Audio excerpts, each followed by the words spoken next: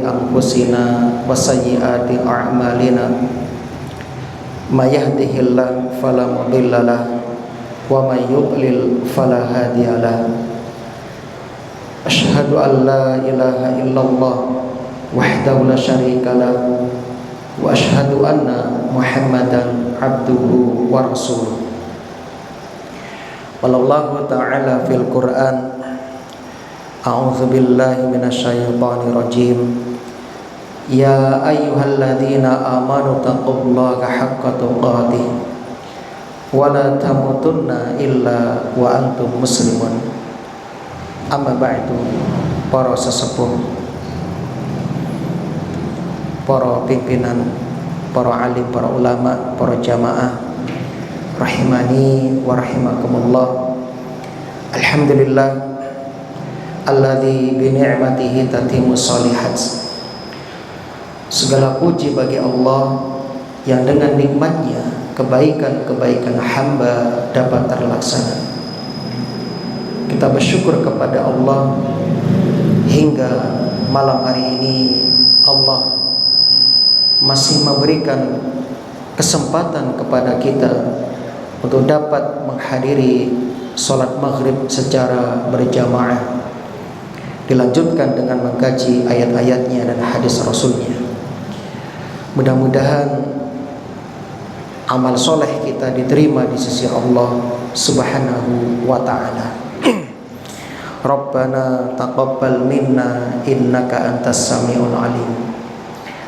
Dan tak lupa kita bersyukur kepada Allah yang masih mempertemukan kita dengan bulan Sya'ban, bulan yang banyak dilalaikan oleh kaum muslimin karena mereka fokus dengan Rajab dan rindu dengan Ramadan.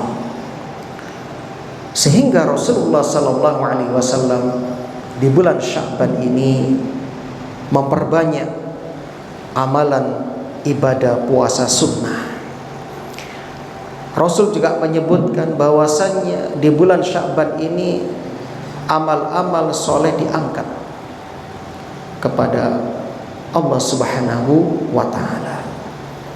Maka kaum muslimin, di bulan Sya'ban ini pertama, perbanyak amalan soleh, di antaranya puasa sunnah.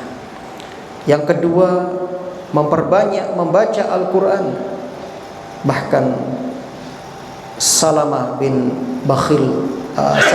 Kahil rahimahullah berkata, kana yuqalu syahrul Sya'ban syahrul Qur'an. Dulu bulan Sya'ban itu dikenal dengan bulan Qur'an, bulannya para pembaca Al-Quran. Yang ketiga, yang masih memiliki hutang puasa hendaknya segera dilunasi. Kemudian kaum muslimin, Abu Bakar Al-Balkhi mengatakan, syahrul Rajab syahrul zar'i wa syahrul Sya'ban syahrul saqi zar'i wa syahrul Ramadan syahrul hasadu zar'i.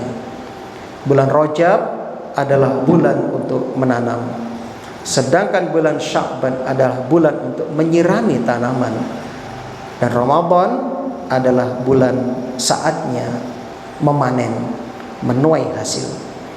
Siapa yang tidak menanam, dia tidak akan memanen. Maka kaum muslimin, masih ada kesempatan untuk kita membiasakan diri dengan beramal soleh di bulan Sya'ban sebagai bentuk pemanasan dan persiapan menyambut datangnya bulan Ramadan. Allahumma sallimna ila Ramadan wa sallim lana Ramadan wa tasallamhu minna mutaqabbalan. Salawat dan salam mudah-mudahan senantiasa tercurah limpahkan kepada Nabi kita Muhammad sallallahu alaihi wasallam, kepada keluarga dan juga para sahabatnya radhiyallahu anhum ajma'in.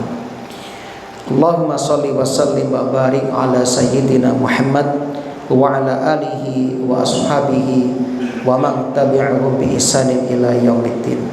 Alhamdulillah, jamaah yang berbahagia, sebagaimana yang sudah kami sampaikan kepada panitia, untuk tema kajian kita di malam ini adalah tentang prinsip hidupku. Menjadi pribadi yang sempurna itu mustahil. Sebab kelualan panjenengan menungso ingkang boten maksum. Kita tidak maksum dari kesalahan, dari dosa. Yang maksum hanya Kanjeng Nabi sallallahu alaihi wasallam. Tetapi sebagai hamba Allah, kita berusaha untuk selalu belajar menjadi yang lebih baik sesuai dengan kemampuan yang Allah berikan kepada kita. Maka di antara salah satu ikhtiar kita akan menjadi hamba yang baik, kita berusaha untuk menjaga beberapa komitmen, beberapa prinsip dalam hidup ini. Insya Allah, apabila kita mampu berkomitmen dengan prinsip-prinsip yang akan kita sampaikan di pertemuan yang ringkas ini, insya Allah kita akan menjadi hamba yang lebih baik, walaupun tidak menjadi yang sempurna, namun insya Allah kita akan menjadi seorang mukmin yang lebih ideal. Apa saja prinsip-prinsip yang harus kita pegang dalam hidup ini agar kita menjadi lebih baik? Yang pertama, jamaah, yaitu selalu menjaga niat. Selalu menjaga niat. Dengan menjaga niat, hidup kita akan lebih terarah. Kita akan memiliki tujuan yang jelas. Bahkan niat memberikan pengaruh yang kuat dalam kehidupan kita. Ya. Ada orang yang tidak makan, tidak sarapan, tanpa disertai niat berpuasa, saya yakin tidak sampai setengah hari dia akan kelaparan, dia akan kebingungan karena belum makan. Beda dengan orang yang tidak makan namun disertai niat, dia akan mampu bertahan sampai maghrib. Ini sekali lagi pengaruh dari niat. Maka niat menentukan diterimanya amal kita, juga niat itu menentukan baik tidaknya amalan kita. Niat membedakan antara ibadah dan adat, ibadah dan kebiasaan. Maka kaum muslimin mulai saat ini biasakan untuk menjaga niat. Ulama mengatakan an-niyatu dunal amal qad takunu ta'ah. Niat tanpa amal terkadang bisa menjadi ibadah. Nabi bersabda, man hamma bihasanatin falam ya'malha kutibat lahu hasanah. Barang siapa yang bertekad kuat mengerjakan sebuah kebaikan, lantas dia tidak jadi mengerjakan, dicatat untuknya sebuah kebaikan. Sebaliknya, wal amalu dunan niyah la yakunu ta'ah. Amalan tanpa didasari niat tidak akan dinilai ketaatan oleh Allah Subhanahu wa taala. Insyaallah jenengan ingkang gade niat sak menika, aku kepingin Ramadan yang akan datang menghatamkan Quran 1 bulan sekian kali, aku ingin sedekah sekian-sekian, insya Allah Anda sudah mendapatkan pahala walaupun belum sempat dikerjakan. Kaum muslimin yang berbahagia, banyak dalil-dalil yang menunjukkan tentang hal itu. Sekali lagi, dengan menjaga niat-niat, kita akan selalu dalam kebaikan. Sebagaimana pesan dari Imam Ahmad kepada putranya, ya bunayya in bil khaira fa innaka la tazalu bi khairin ma nawaital khaira. Hai anakku sayang, pasang selalu niat yang baik, sebab engkau akan berada dalam kebaikan selama engkau memiliki niat yang baik. Prinsip kedua, kita percepat yang harus kita ugemi, yaitu menjaga keimanan kita, menjaga keselamatan keimanan kita. Kaum muslimin yang berbahagia, Kita berada di zaman fitnah, yang mana Rasulullah Sallallahu Alaihi Wasallam menyebutkan akan datang suatu masa ada orang di pagi hari beriman, sore hari kafir. Sore hari beriman, pagi hari kafir. Akan datang zaman yang sedahsyat itu. Maka mulai sekarang kita hendaknya menjaga keimanan kita. Sebab iman itu akan mengalami usang. Sebagaimana baju yang kita pakai akan mengalami usang. Dalam hadis riwayat Al-Hakim yang statusnya hasan, Rasulullah Sallallahu Alaihi Wasallam bersabda, Innal imana la yakhlaqu fi jawfi ahadikum kama yakhlaqu thawbu. Sesungguhnya iman itu bisa mengalami usang. Ya, iman di dalam hatimu itu bisa mengalami usang sebagaimana baju menjadi usang. Fas'alullaha ayyujaddidal imana fi qulubikum. Mintalah kepada Allah agar senantiasa memperbaharui keimanan kita dalam hati kita. Maka kaum muslimin, jagalah iman, sebab iman ini syarat mutlak seorang hamba memasuki surga Allah Subhanahu wa taala. Dalam hadis Muslim, ketika Rasulullah Sallallahu Alaihi Wasallam menaklukkan Khaybar, Rasul berpesan kepada Umar bin Khattab, Ya ibnal Khattab, idhab fanadin fin nas annahu la yadkhulul jannah illal mu'minun. Hai Umar, pergilah, serulah manusia bahwasanya tidak akan masuk surga kecuali orang-orang yang beriman. Jadi kaum muslimin, menjaga keselamatan iman ini bagian dari kesuksesan kita di dunia dan di akhirat. Jangan sampai iman kita ternodai oleh kesyirikan-kesyirikan. Sebab orang yang melakukan kesyirikan diharamkan oleh Allah untuk memasuki surganya. Allah berfirman, Innahu may yusyrik billah faqad harramallahu alaihil jannata wa ma'wahun nar wa ma lidzalimina min ansor. Sesungguhnya orang yang mempersekutukan Allah, maka pasti Allah akan mengharamkan kepadanya masuk surga dan tempatnya di api neraka, dan tidak ada bagi orang-orang yang zalim itu seorang penolong pun. Surat Al-Maidah ayat 72. Maka kaum muslimin, selalu sertakan tauhid dalam kehidupan kita. Kemudian yang ketiga, prinsip yang harus kita berkomitmen dengannya adalah jangan lewatkan sehari tanpa menambah ilmu. Insyaallah ya, ini bagian dari menambah keimanan ya, sebagaimana disebutkan oleh para ulama. Di antara salah satu sarana untuk menambah keimanan disebutkan yang pertama adalah mempelajari ilmu syar'i, mempelajari ilmu agama ya. Kemudian yang kedua, agar iman kita terjaga, memperbanyak membaca Al-Quran dan mentadabburinya. Nah, ini kesempatan di bulan Sya'ban, Syahrul Qura, bulannya para pembaca Al-Quran. Dulu ketika bulan Sya'ban, para ulama mulai menutup toko-toko mereka, fokus untuk menghatamkan Al-Quran, menghatamkan Al-Quran.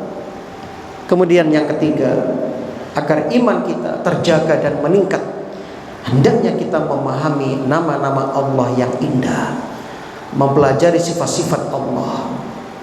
Dengan memahami nama-nama Allah akan bertambah kecintaan kita kepada Allah, keimanan kita kepada Allah. Yang keempat, muslimin, agar iman kita terjaga, hendaknya kita menghayati perjalanan hidup Rasulullah Sallallahu Alaihi Wasallam. Kemudian yang keenam, berusaha mentadaburi ciptaan-ciptaan Allah serta bersemangat dalam mengamalkan ya amalan-amalan yang solih dengan penuh keikhlasan, dan tak lupa bergaul dengan orang-orang soleh serta menjauhi segala bentuk kemaksiatan dan menjauhi teman-teman yang tidak soleh. Itu agar iman kita terjaga dan semakin meningkat. Maka kaum muslimin, barang siapa yang oleh Allah diberi keinginan yang kuat untuk terus belajar, itu tandanya Allah menghendaki kebaikan bagi orang itu. Rasulullah bersabda, "Man yuridillahu bi khairan yufaqihu fiddin." Barang siapa yang Allah kehendaki kebaikan, Allah akan jadikan orang itu memahami agamanya, mau belajar tentang agamanya. Jangan pernah merasa cukup ya. Barang siapa yang merasa cukup dengan apa yang dia miliki, berhenti dari belajar, itu tanda kejahilan.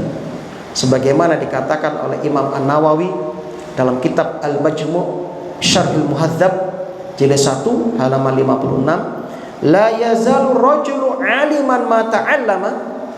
Seseorang akan senantiasa menjadi orang alim selama dia mau belajar. Fa idza taraka ta'allum, maka apabila dia meninggalkan belajar, wa dhanna annahu qad istaghna waqtafa bima indah, dan dia merasa, menyangka dirinya telah cukup dengan ilmu yang dimiliki, enggak mau belajar, enggak mau menambah ilmu, ya, maka fahuwa ajhalu ma yakun, kata Imam Nawawi, dia adalah orang yang paling bodoh, kata beliau. Ingat, ini yang mengatakan adalah Imam Nawawi, bukan saya.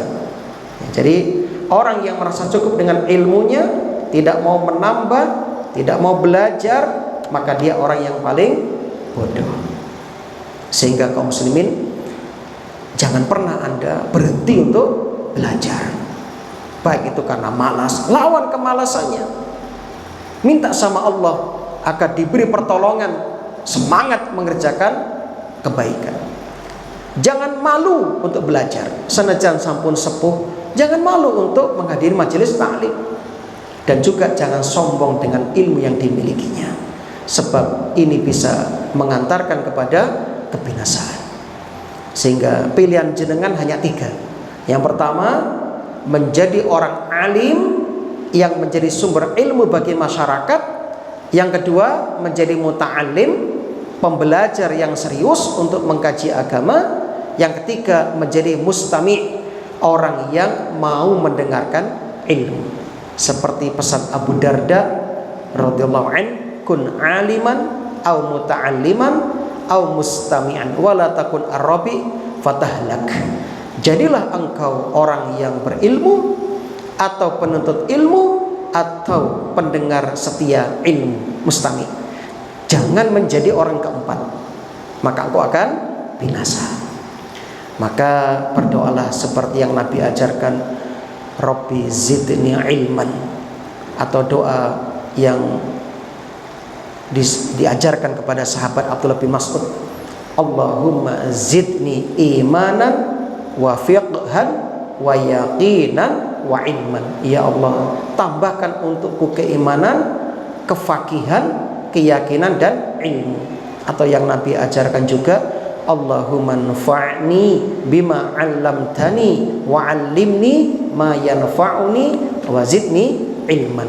Jangan lupa, jangan pernah tidak menambah ilmu. Ingat, ilmu Allah sangat luas, sangat banyak, maka hendaknya dicicil sedikit demi sedikit, terus belajar dan belajar.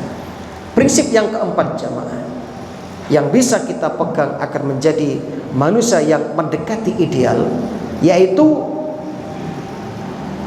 memanfaatkan waktu yang Allah berikan kepada kita. Ingat, waktu itu barang yang sangat berharga. Namun anehnya, banyak orang yang mengabaikannya. Ketika kita menjalani hidup, waktu bagi kita ibarat modal, ya, sedangkan amal ibadah ibarat keuntungannya. Kalau ada seorang pedagang mengeluarkan modal tanpa mendapatkan keuntungan, itu namanya pedagang yang merugi. Pedagang yang merugi. Maka berusahalah setiap modal yang kita keluarkan mendatangkan keuntungan yang besar, yaitu manfaatkan waktu untuk beramal soleh. Jangan Anda menyesal.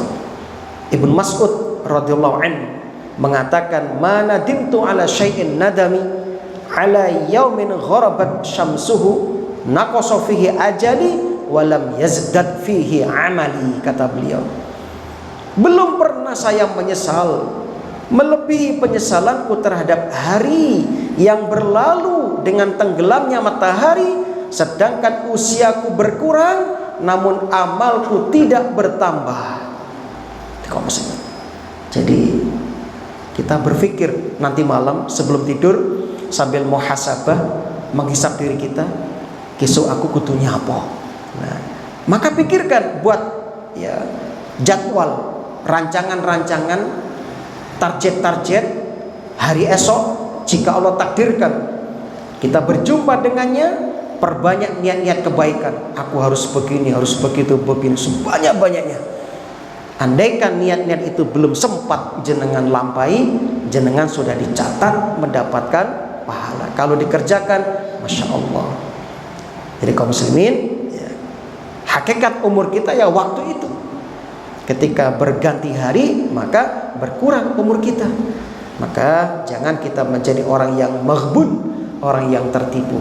Ni'matani maghbunun fihima katsirun minan nas as-sihha wal faragh. Ada dua nikmat yang kebanyakan manusia lalai darinya. Apa itu? Sehat dan waktu luang. Minimal Allah Subhanahu wa taala telah memberikan tips atau kiat agar waktu kita tidak berlalu sia-sia.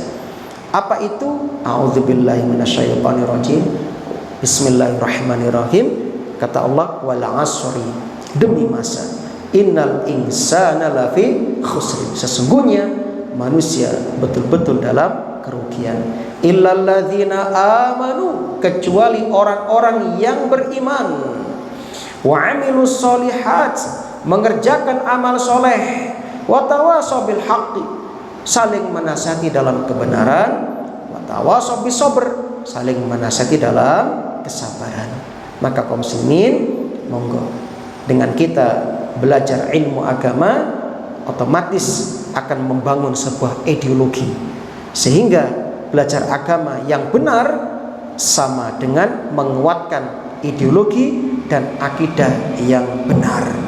Maka jangan malas menghadiri kajian-kajian keagamaan, dan tentunya kita belajar untuk diamalkan.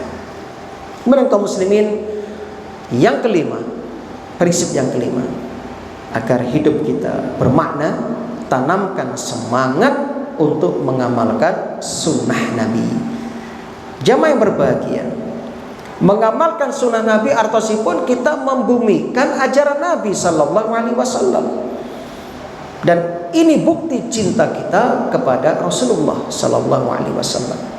Ketika orang-orang mengaku cinta, menyatakan cinta kepada Rasul, Allah menurunkan ayatul mihnah, ayat untuk menguji cinta mereka. Qul in kuntum tuhibbunallaha fattabi'uni, kata Allah. Katakan, jika kalian betul-betul mencintai Allah, maka fattabi'uni, ikuti aku. Kata Rasulullah sallallahu alaihi wasallam, ikuti aku. Yuhibbukumullah wa yaghfir lakum dzunubakum. Niscaya Allah akan mencintai kalian dan Allah akan mengampuni dosa-dosa kalian. Lihatlah Ummu Habibah, istri Nabi tercinta. Ketika beliau mendengarkan Rasul bersabda bahwasannya barang siapa yang sholat sehari semalam 12 rakaat sholat rawatib, ya, maka Allah akan bangunkan istana di surga untuknya, rumah di surga untuknya. Maka apa kata Ummu Habibah? Fama barihtu usollihinna ba'du. Sejak saat itu saya selalu mengerjakan sholat rawatib 12 rakaat tadi. Masya Allah, ini yang kita contoh, ya. Jadi kalau kata Imam Malik, as-sunnatu safinatun nuh, faman raqibaha naja wa man takhallafa gharaq. Sunnah Nabi itu ibarat perahunya Nabi Nuh. Barang siapa yang naik di atasnya, dia akan selamat. Barang siapa yang tidak mau naik ke atasnya, dia akan binasa. Maka di akhir zaman ini tidak ada jalan untuk mendapatkan keselamatan kecuali kita mengamalkan sunnah Nabi Sallallahu Alaihi Wasallam, termasuk memperbanyak puasa sunnah di bulan Sya'ban. Di bulan Sya'ban, monggo yang mengaku cinta Nabi, buktikan. Nabi hampir sebulan penuh berpuasa di bulan Sya'ban, hampir, ya. Saking seringnya Nabi puasa di bulan Sya'ban. Kenapa? Nabi senang ketika amal sedang diangkat dalam keadaan berpuasa. Ibnu Rajab mengatakan puasa Sya'ban ibarat rawatib. Sebagaimana amal wajib memiliki rawatib, maka puasa wajib Ramadan juga punya rawatib. Di antaranya puasa Sya'ban. Kemudian yang keenam, prinsip yang keenam, jangan lewatkan sehari tanpa memberi manfaat bagi umat. Masya Allah. Jadi kaum muslimin, bagaimana kita menjadi orang yang bermanfaat? Ingat, prestasi manusia itu tidak diukur dari seberapa banyak, ya, kekayaannya, tidak diukur dari jabatannya, kecerdasannya, tidak. Tapi prestasi manusia itu diukur dari seberapa banyak dia bisa memberikan manfaat bagi umat, seberapa banyak dia memberikan, ya, kemaslahatan bagi umat, kontribusi bagi umat. Itu kaum muslimin. Rasul bersabda, ahabbun nasi ilallah anfa'uhum linnas. Orang yang paling dicintai oleh Allah adalah yang paling bermanfaat bagi manusia yang lainnya. Monggo silahkan Anda berusaha dalam hidup yang sebentar ini menjadi orang yang baik dan bermanfaat, ya. Sehingga kata Imam Syafi'i, kalau bisa kita lahir orang-orang tertawa bahagia menyambut kelahiran kita, dan kalau bisa kita mati orang menangis sedih kehilangan kita. Jangan terbalik, kita mati orang malah tertawa, alhamdulillah, akhirnya modar. Jangan seperti itu. Jadi bagaimana kita menjadi orang yang bermanfaat? Secara tidak langsung di pundak-pundak kululan panjenengan itu ada amanah dari orang tua kita. Dulu ketika masih bayi, saat kita diakikoi, orang tua itu meminta kepada sang kiai dan juga menulis di undangannya, mohon doanya semoga anak kami menjadi anak yang soleh dan soleha, berguna bagi orang tua, manfaat bagi agama dan masyarakatnya, kan begitu ya. Nah, dan ini bisa. Kenapa? Karena Islam itu menghargai potensi hamba-hambanya, hamba-hamba Allah, umatnya, ya. Sebagaimana yang Rasul sabdakan, an-nas ma'adin, kata Rasul, manusia itu ibarat barang tambang. Khiyarukum fil jahiliyah khiyarukum fil Islam idza faquhu. Yang terbaik setelah masuk Islam itu yang terbaik ketika di zaman jahiliyah, kalau dia paham agama, kan begitu. Hadis Bukhari dan Muslim. Jadi kaum muslimin, barang tambang beraneka ragam, yang masing-masing punya nilai yang enggak sama. Ada barang tambang itu emas, yang nilainya tentu lebih tinggi daripada barang tambang perak. Ada juga barang tambang itu nikel, ada juga barang tambang itu batu, pasir. Masing-masing punya nilai dan masing-masing punya kelebihan, dan masing-masing punya fungsi. Nah, sama dengan kita manusia. Silahkan jenengan, ya, di masyarakat mau mengambil dari sisi mana yang bermanfaat bagi umat. Nah, itu kaum muslim yang berbahagia. Paling tidak kita mulai dari yang paling kecil, kita ikut berperan dalam dakwah, menyebarkan video-video dakwah yang bermanfaat, atau memberikan like jempol kita terhadap video dakwah tersebut. Minimal seperti itu.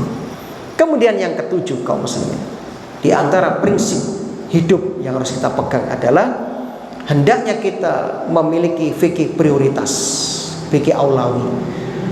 Ingat, kesibukan kita banyak, ya, kesibukan kita banyak, sedangkan kemampuan kita terbatas, waktu kita terbatas. Maka berusahalah untuk mencari amalan yang prioritas, yang lebih prioritas. Kalau dalam masalah ilmu misalnya, yang prioritas itu kan akidah. Jadi bagaimana caranya agar kita akidahnya selamat. Baru setelah itu kita fokus kepada amalan-amalan wajib seperti sholat, zakat, kan begitu.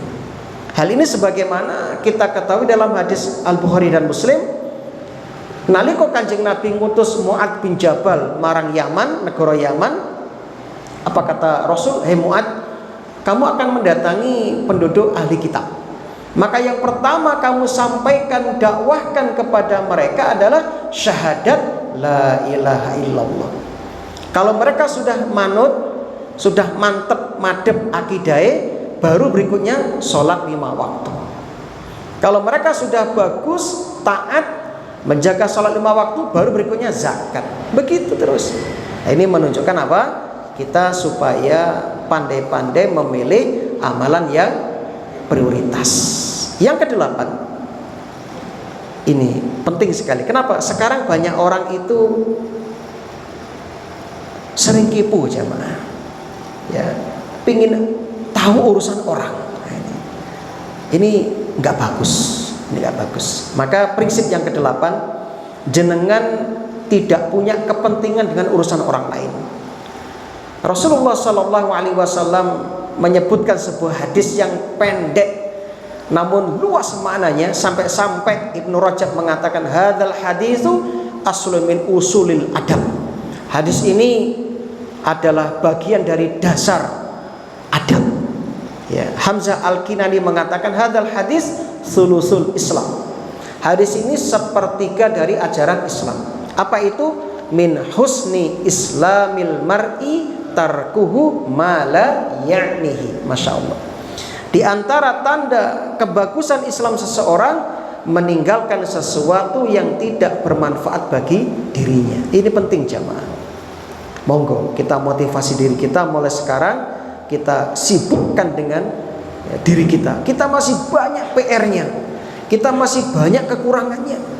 Ya, jangan sibuk dengan melihat orang lain, membicarakan orang, ya, melihat ya orang, ya, melihat yang tidak penting, mendengar yang tidak penting, ya, memikirkan yang tidak penting. Jangan kaum muslimin.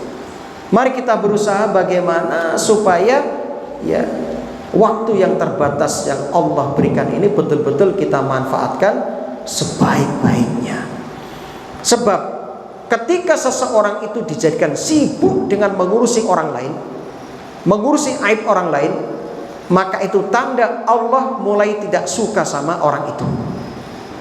Ingat-ingat ini. Sebagaimana kata Hasan Al-Basri, alamatu i'radillahi ta'ala 'anil 'abdi, tanda-tanda Allah berpaling tidak peduli kepada hamba ketika Allah menjadikan kesibukan hamba itu pada sesuatu yang bukan kepentingannya. Ini Pak kaum muslimin. Jenengan titeni mawon. Nalika wonten tiyang ingkang penggaweane ngurusi tanggane, ngurusi kancane, itu tanda Allah sudah mulai berpaling darinya. Maka segera bertobat, beristighfar kepada Allah. Kemudian yang ke-9 kaum muslimin, jangan tinggalkan sunnah yang rutin. Masya Allah. Jadi kita harus punya amalan andalan. Sebab apa? Sebab nanti di surga itu ada pintu-pintu khusus yang akan dimasuki oleh orang yang spesial. Misalipun wonten benjang ing swarga babu sholah, pintu sholat, yang akan memasuki darinya hanya ahli sholat. Ada lagi babul jihad, yang masuk darinya ahli jihad. Ada lagi babur royan, yang masuk darinya khusus ahli puasa. Sing gak tahu poso gak oleh mlebu teko pelawang ar-royan. Kan begitu. Maka kaum muslimin, mari kita berusaha memiliki amalan yang andalan.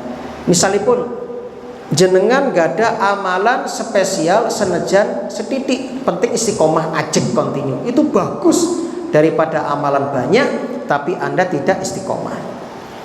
Apa di antara keutamaan memiliki amalan yang istiqomah walaupun sedikit tapi menjadi rutin? Di antaranya ketika nanti bapak dan ibu sepuh, sampun sepuh boten kiat beramal, atau sedang safar atau sakit gerah, jenengan dipun catet tetap angsal pahala sempurna.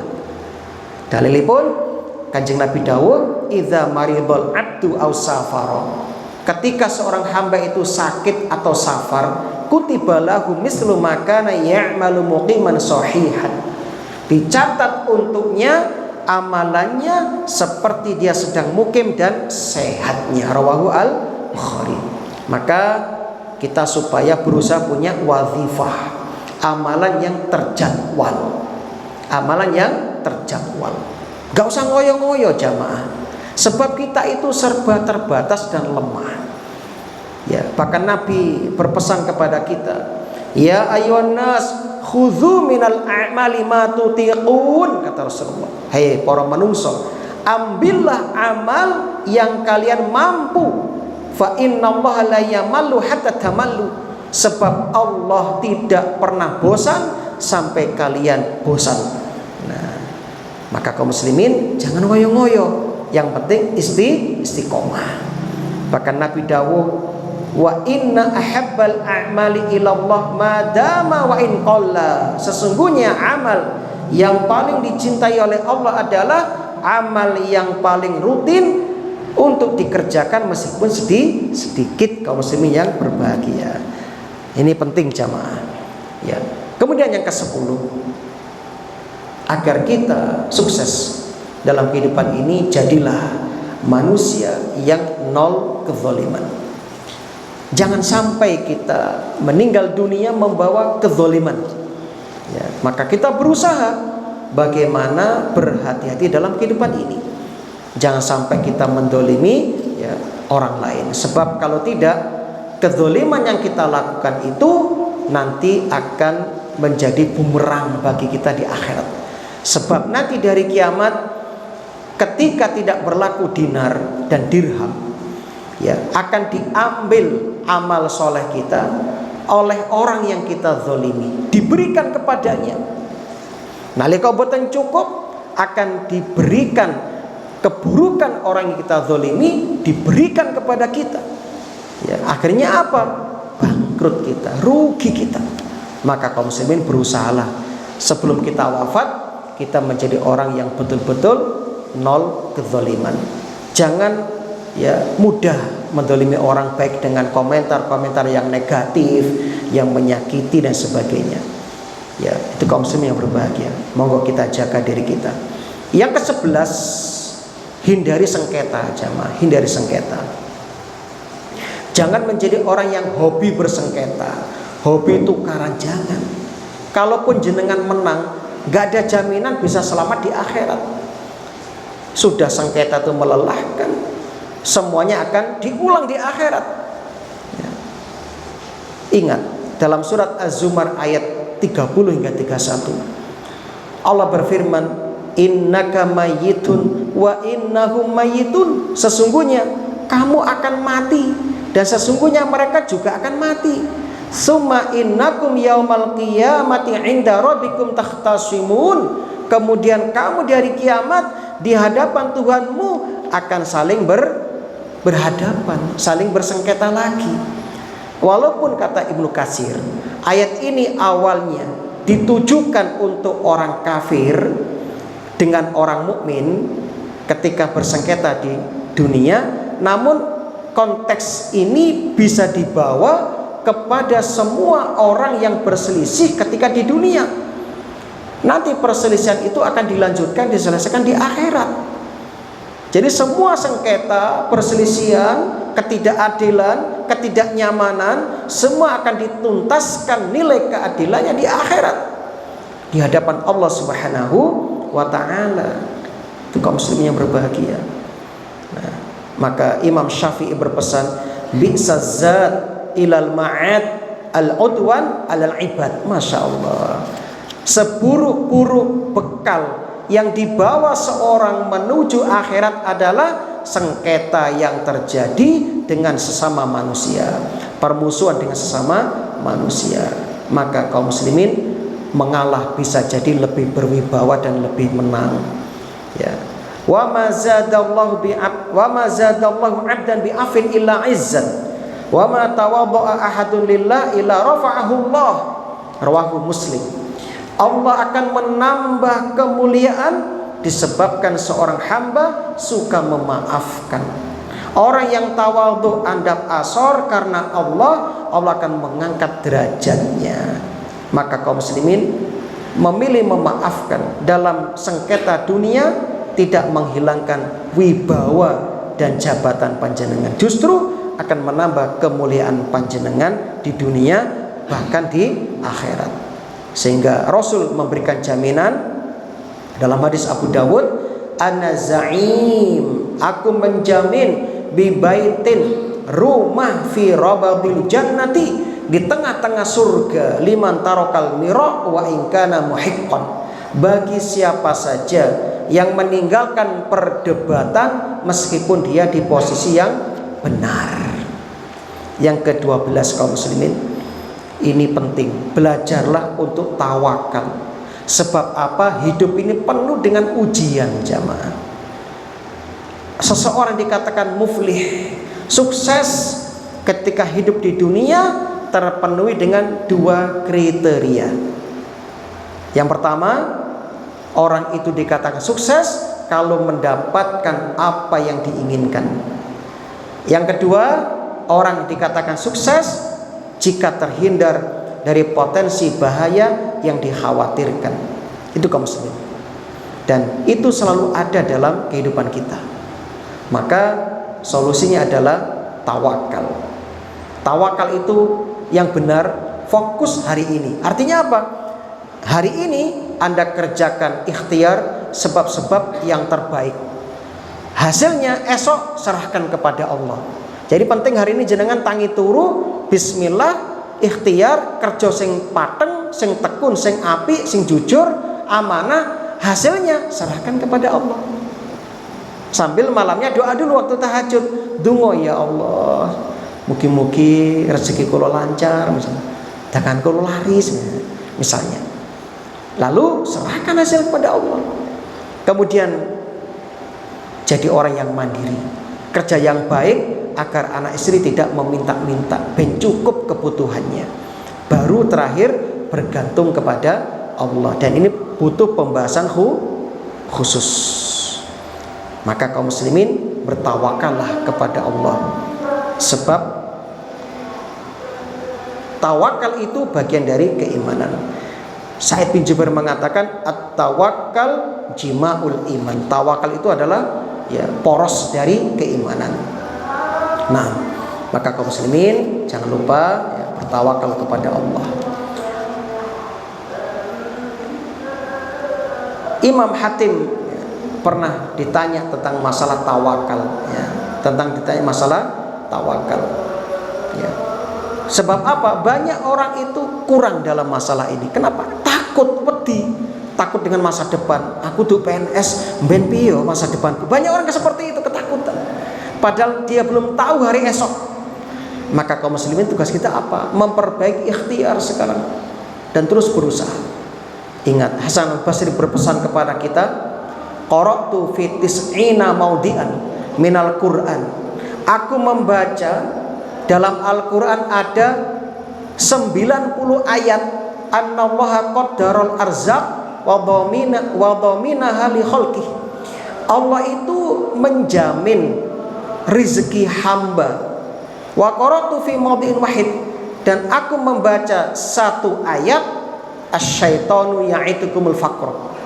Setan itu menjanjikan kepadamu kefakiran, ngeden-ngedeni. Fasyakakna fi qouli shadiq. Lah kok tiba-tiba kita meragukan firman Allah yang disebutkan pada 90 tempat tentang masalah rizki dengan ya mempercayai ucapan setan, kan aneh kita. Maka kamu mulai sekarang jangan takut. Alimtu anna rizki la yakulu ghairi fatma'annat bihi nafsi. Aku tahu, aku yakin rizkiku tidak akan dimakan oleh orang lain sehingga jiwaku menjadi tenang. Ya, jadi nggak usah khawatir ya, nggak usah wedi dengan masa depan. Itu kaum muslimin. Yang ke-13, akhlak baik itu bisa dipelajari. Ya, jadi jangan sampai kita mengatakan aku mulai bayi pancing ini, jangan. Ya, Rasul yang mengatakan itu, akhlak bisa dipelajari. Yang ke-14, jangan biarkan dirimu nganggur jamaah terus, sebab nganggur itu senjata setan. Ketika orang nganggur, maka setan akan membisikkan kemaksiatan kepadanya. Maka fastabiqul khairat. Dan masih ada beberapa lagi, tapi karena waktu tidak mencukupi, maka kami berpesan kepada diri kami, mari kita berusaha memanfaatkan sisa umur yang Allah berikan kepada kita dengan memperbanyak taubat dan istighfar, kemudian beramal soleh dengan penuh keikhlasan dan mengikuti sunnah Nabi Sallallahu Alaihi Wasallam. Mudah-mudahan Allah Subhanahu Wa Taala memberikan hidayahnya kepada kita dan mewafatkan kita di atas Islam dan sunnah. Allahumma amitna alal Islam wa sunnah. Allahumma rizukna husnal khitam. Rabbana atina fid dunya hasanah wa fil akhirati hasanah wa qina adzabannar. Cakap semanten wa pilumanten kelepatanipun nyuwun ageng samudra pangaksami. Assalamualaikum warahmatullahi wabarakatuh. Subhanakallahumma wa bihamdika asyhadu an la ilaha illa anta